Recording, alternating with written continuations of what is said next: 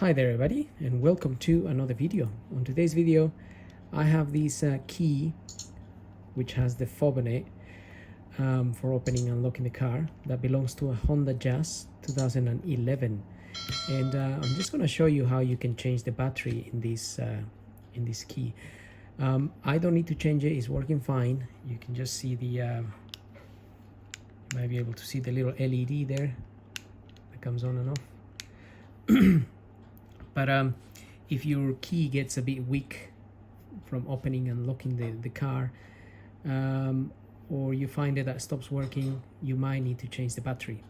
So in order to do that, you need a very small Phillips screwdriver. In this case, I actually have a very tiny flathead screwdriver here, but the actual screw there is actually a Phillips, and luckily my tiny flathead screwdriver here just about fits that little screw.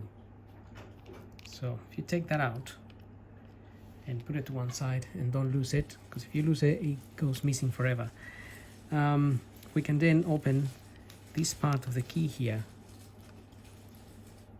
and take this bit out like so.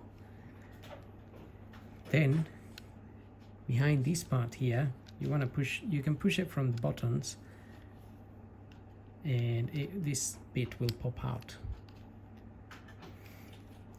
And then on this little corner here, there's a little opening just there, and we are going to just get our screwdriver in there and just pop it open like so, and in there will be the battery. And this battery either will come out, or you just with your flathead you can just flick it out. This little battery here is a CR1616 3 volts. I'm just gonna give it a wipe because I've been handling that. So just give it a little wipe, and then you get your new battery and you fit it in there. So just make sure it goes into that hole there, but it's not really, it might not actually sit in there properly, but you can then grab this bit and put it on top like so. The battery will just accommodate itself in there, and then close this bit, make sure it's nicely closed all around, and then you can check if the fob is actually working. Then you can see it's working.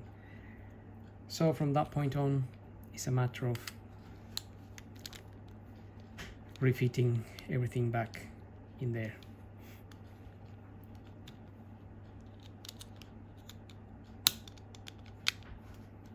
Like so, and then we have the little screw.